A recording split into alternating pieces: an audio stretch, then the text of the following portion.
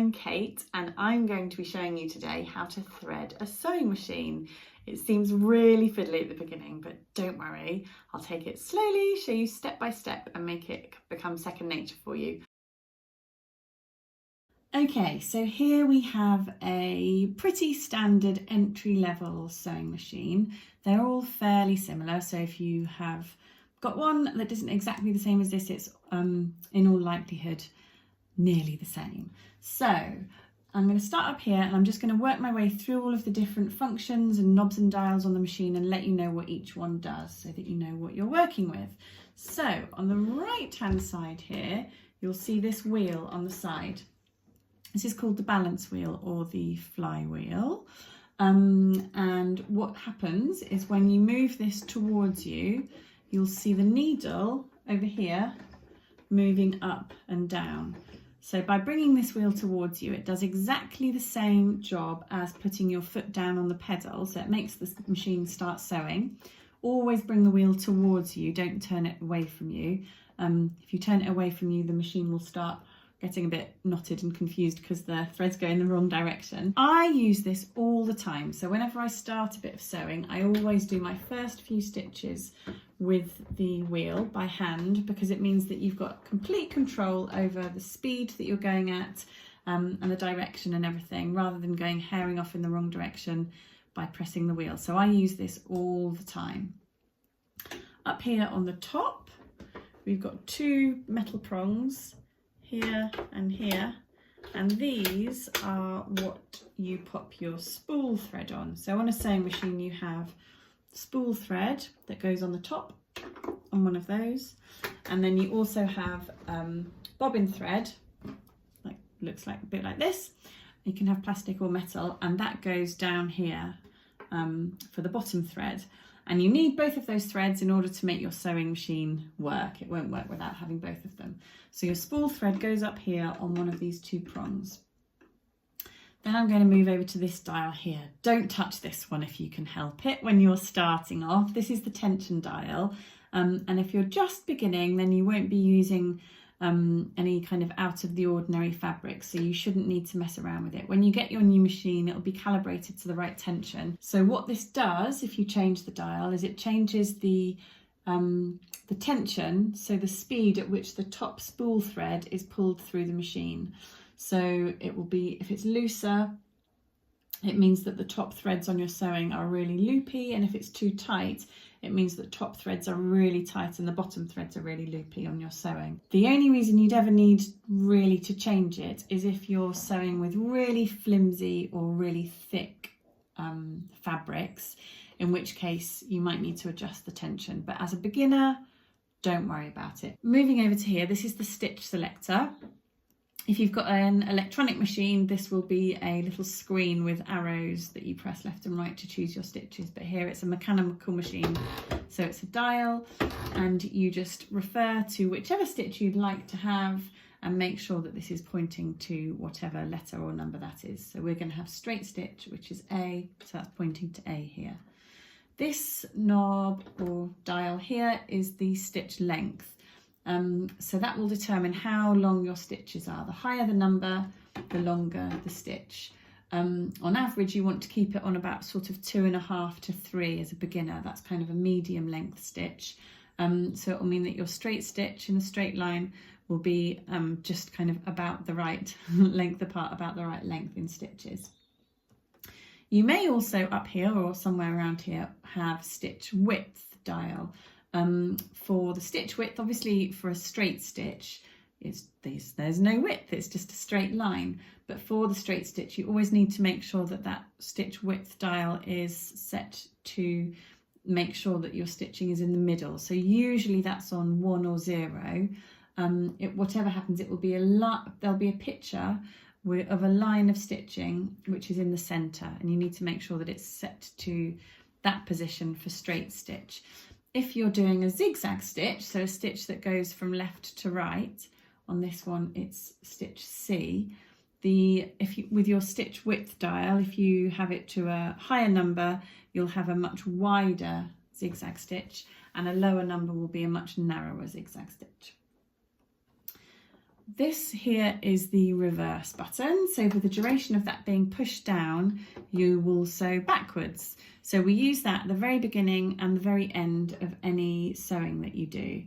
And what that does is it will tie a knot for you and make sure that your stitching is really nice and secure. So you just do your sewing as normal, and then for the duration of that held down, you'll go backwards. You only need to do 2 or 3 stitches, and that's enough to hold your sewing in place. Okay, now we're going to go over here to where the needle is. Whoop. So can you see here, this is the presser foot. So this is what holds your fabric in place as you're sewing. There's a lever in here, this bit here, which you pull up or down, and that raises and lowers your presser foot.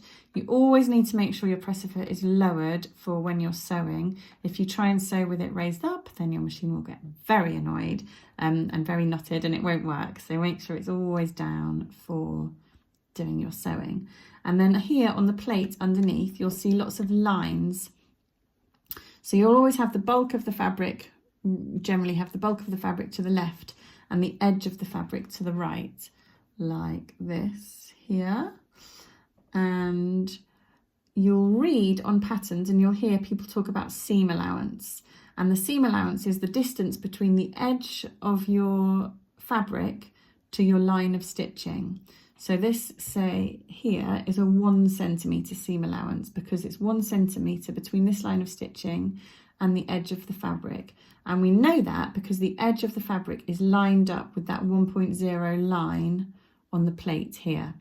Often in dressmaking patterns, you'll see a 1.5 centimetre seam allowance, so you'll need to line up the edge of the fabric with that 1.5 line, and then that means that your stitching will always be 1.5 centimetres away from the edge.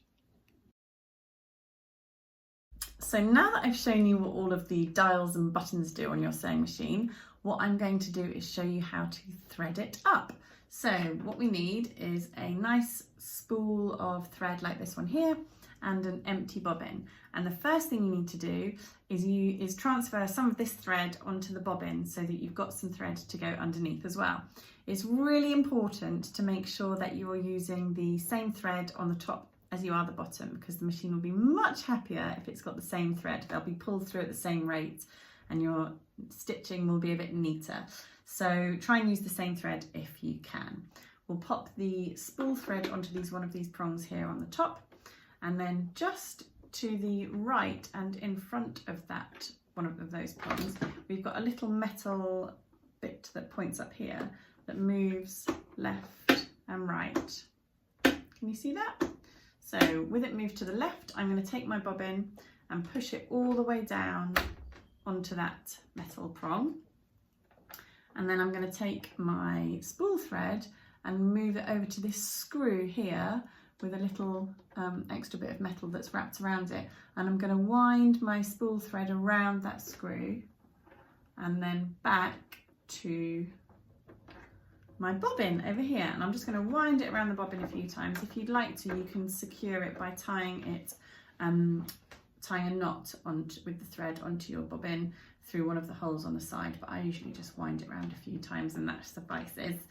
Once you've secured your thread onto your bobbin, you just need to push your bobbin on that metal prong to the right so that it's butted up against this plastic bit here. And then you also need to grab hold of the balance wheel on the right hand side of your sewing machine and pull it out like that. It should have a nice satisfying click. And then you're ready to put your foot down on the pedal, and what that will do is it will turn around the bobbin so that some of the thread transfers from the spool onto the bobbin. So make sure your machine's turned on. You've done all of these steps. You might need to hold your hand gently over the spool in case it goes flying off. It might be okay, it depends how fast your machine is. So gently put your foot down on the pedal and the thread will start transferring.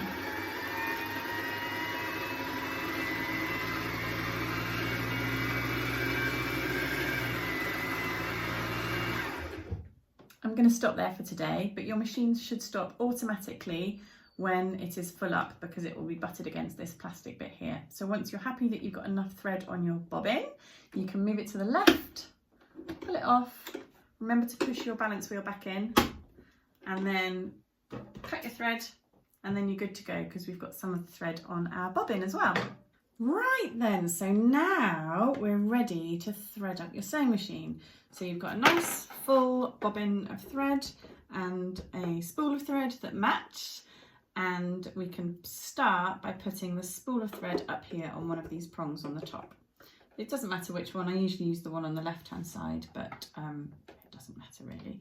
Okay, so the machines have, generally speaking these days, very kindly written on numbers and arrows for you to help you, show you which direction to go in, but you're always threading up your machine from right to left. So we'll take the thread, and there's a little arrow actually even just on the top here that tells us that we're going in this direction. So we're going to take the thread over, and then just over here you will see a metal hook up here, which is like kind of a bar, which is protruding on the top of the machine. It's got a little number 1 on it with an arrow going down that way. So the first thing to do is to hook the thread underneath that bar and then go straight down this channel here in the front of the machine, like so. And then here at the bottom of that channel, you'll see very helpfully a number 2 with an arrow that goes down and then up again. So I'm going to take my thread and go down and back up the other side of that channel there. Now, when we get back up to the top, there's nothing here for our thread to hook onto, in spite of there being a number 3 with an arrow that goes up and back down again. So if you can't see anything there like this, you grab your wheel on the right hand side over here and keep your eye over here whilst I'm turning the wheel towards me. You'll see this little metal hook here pops up. I'll do it again. So down it goes, and then as the needle goes up, the hook pops up over here. There it is. So if you can see this time, there's a metal hook here. So I want to go behind the hook and then back round the front and then back down this channel on the front of the machine with my thread, like so. We've nearly finished threading up the top of the machine now. There's a metal bar that goes across here, so I'm going to hook the thread behind that metal bar, like so. And then you can thread your needle from front to back. You might find that your machine has got a needle threader on it. I always find them really much more trouble than they're worth, to be honest with you, the needle threaders. So I generally just thread it myself like that and find it much easier. But you know, everyone's different. There's also a little metal hook here, kind of a U-shaped hook that you can thread your thread behind as well, and that just acts as another guard to stop your thread going all over the place. So that is the top thread threaded up. All we've got left to do is the bobbin. So for the bobbin, I'm going to come in a little bit closer. So this time, this is a front loading bobbin. So that means we've got this piece to pull off. And then there's a little door that you open on the front of the machine like that, which holds the bobbin in a case like this. So this is the bobbin case. It's got a spring-loaded handle on the front of it. So you pull that handle forwards, and that means that you can pull the bobbin case out like so. So I'll take my full bobbin and drop it in to the bobbin holder. If I just turn it over, the bobbin falls straight out again. But if I put my bobbin in this time and grab hold of that spring-loaded handle on the other side, it means that the bobbin's locked in place. So if you hold it in place, take your thread, and you'll see on the side of the bobbin case there's a little nick in the metal here. So you want to thread the thread through that nick and then under the plate and then back up through that hole in the side of the bobbin case. Oh, it's hard to do with one hand. There we go. So now the thread is coming out of this hole in the side, but when I pull it, you can see that the bobbin is moving around in a clockwise direction. So I'm just going to turn it round, and with the arm on this bobbin case pointing upwards and holding onto the spring-loaded handle, I'm going to put the bobbin back in to the machine so that the arm is in place in that little nick there. And then the final step that we need to do is bring this bobbin thread up to the top. So to do that, if you hold the spool thread over here with your left hand. I'm holding it with my right hand, so my hands aren't in the way, but if you hold it with your left hand, so that there's a little bit of tension here in this thread. You don't want to hold it really taut, but it doesn't want to be sagging. And then with your right hand, bring the wheel, the balance wheel, towards you, and you'll see the needle go down. And as the needle goes down, you'll see this top spool thread come down here and collect the bobbin thread and bring it back up to the top. So I'll keep going. As long as we keep a bit of tension on with our left hand on this piece of thread here, it means that it should come all the way back up. There we go. So you'll see a little bit of thread hook up here. So I'm going to pull on that hook of thread, and what that does is it brings the bobbin thread up to the top along with the spool thread. So then we can close the door, put both of the threads under the presser foot, and you're ready to sew. I'll just repeat that step, but with a top loading bobbin rather than a front loading bobbin to show you how that works. Okay, so this is what a top loading bobbin machine looks like. I've got the top of the machine threaded up as I showed you before. And this time, rather than taking this part off the machine and opening the door, all you need to do is take this little lid piece off here. So there's a slider bar here, which you just need to bring to the right hand side, and the lid will pop off. And then take your bobbin, and you need to pop it in, just drop it in like that, and drop it in so that when you pull the thread, the bobbin moves in an anti-clockwise direction this time. Okay, so same as before. Oops. With your left hand, if you hold a little bit of tension in the spool thread over here, and then bring the wheel towards you, and again just keep holding the tension, and you'll see eventually a little loop of thread pops up here, and that's the bobbin thread that you can just pull all the way through. Oops. And then pop both threads underneath the presser foot, and you're ready to go. It's quite handy having a top loading bobbin thread. Firstly, it's a bit easier to load and unload, but secondly, you can just see it in here, so you can sometimes see if you're running low on thread or not. One other thing I'm going to show you whilst I've got a close-up angle of down here is, I take this off, that's the presser foot, you can see these teeth here. So as you sew, you'll see the teeth kind of go backwards and forwards, and what they do is they will pull, they're called the feed dog, and they will pull the fabric through the machine as you're sewing. So you'll feel the fabric being pulled through as you sew. You don't need to push it or pull it through the machine. Instead, you just need to steer left and right, really, and just let the fabric go through at the machine's pace. Yeah, so that's what they are. I'm just going to pop the presser foot back on. There's a little button on here that you push to open up that claw, which holds onto the bar of the presser foot here, and that means you can change the presser foot. This is a standard one just to do normal sewing, but you get different presser feet for different purposes, but we won't talk about that today. We'll save that for another day.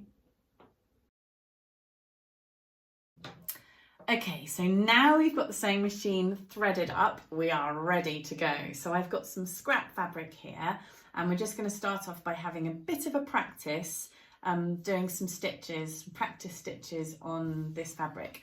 So it's kind of a medium weight cotton fabric, which is a good thing to start with. You don't want to practice on anything that's too slippery or flimsy, just cotton is really good. I'm going to fold it in half, so I've got 2 layers to stitch through, because generally speaking, you'd have a minimum of 2 layers of fabric.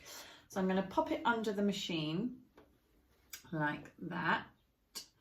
And then I'm going to put the presser foot down by moving this lever down in the middle of this part of the machine here. That puts the presser foot down so that the fabric is held in place on the machine. Make sure that at home, obviously I can't because of the way that I'm showing you, but make sure that you're sat really nice and squarely in front of your machine, that you're nice and comfortable, that you're at the right height, and that you feel kind of in a natural position in front of your sewing machine. Also, some people, because when you put your pedal down to start sewing, the more pressure you apply to the pedal, the faster you'll go. So some people like to sew just wearing socks rather than shoes if they're at home, because it means you have a little bit more control over how fast you go and how much pressure you put down on the pedal. Okay, so as I said before, whenever I begin any line of sewing, my habit is to always do the first stitches manually with the wheel over here rather than putting my foot down on the pedal. Just means you start off in complete control rather than your first stitches zooming off. So to start sewing, if you always pull out nice long tails of thread over here, what that does is when you start sewing, the tension kind of finds its place, finds its feet in the machine. So if there's a little bit of extra looseness in the threads, it will kind of tighten up a little bit. And sometimes that will force the machine to become unthreaded.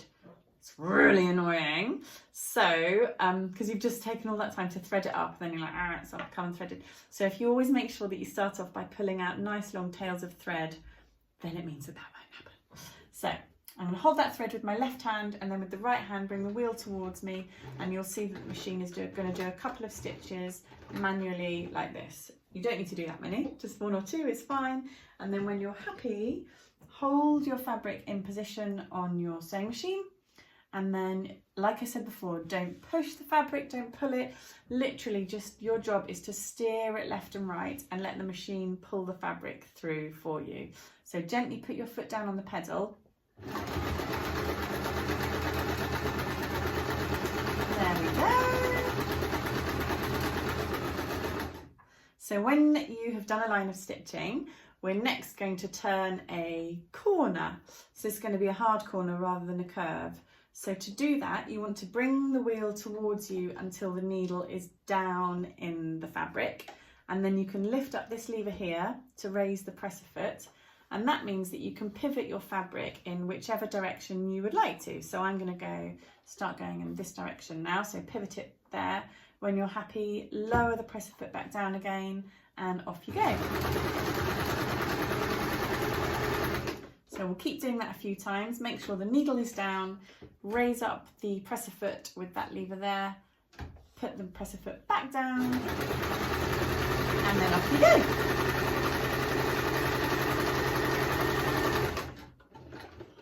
There we go, I'll do one more. So we get back to where we started. Okay, I'm going to pivot and face in that direction again. So this time, you can see maybe I've just done a nice big rectangle of sewing on my fabric. This time, we're going to practice doing reverse as well. So if you remember, what the reverse button does is that it secures your stitching at the beginning or the end of your sewing. So it's just like tying a knot, but it's a much quicker way than actually manually tying a knot yourself. So we're going to do a few stitches forward.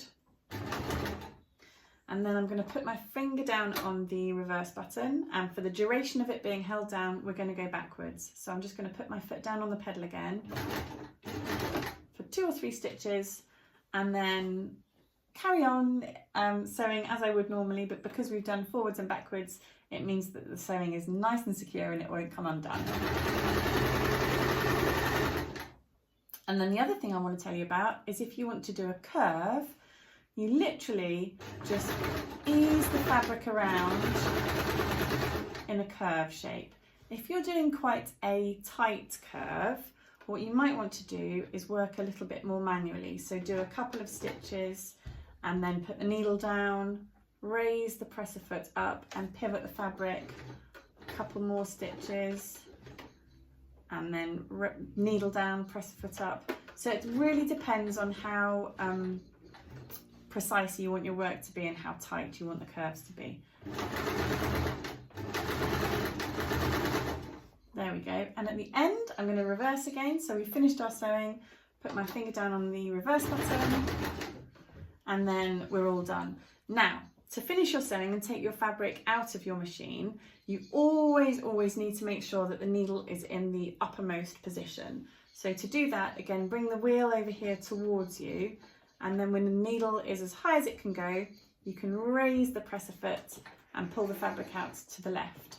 If you find that it's a bit tough and a bit stiff pulling it out, and there are lots of threads here rather than just 2, you might have 4 instead, That means that the sewing machine is still part way through sewing a stitch, so the needle mustn't be in the uppermost position. So if that happens, give the wheel over here a bit of a wiggle until the needle is in the uppermost position, and then it should come out nice and freely. You've probably got a thread cutter over here if you've got a new machine. So if you just pull the threads over that from back to front, it will cut the threads for you. Pull them out nice and long, ready for your next piece of sewing, and you're done. So there we go, we've got some practice straight stitching, corners and reverse and curves. Hopefully you've been able to follow along and you're ready for your first project. Thank you so much for watching. Take care. Bye bye.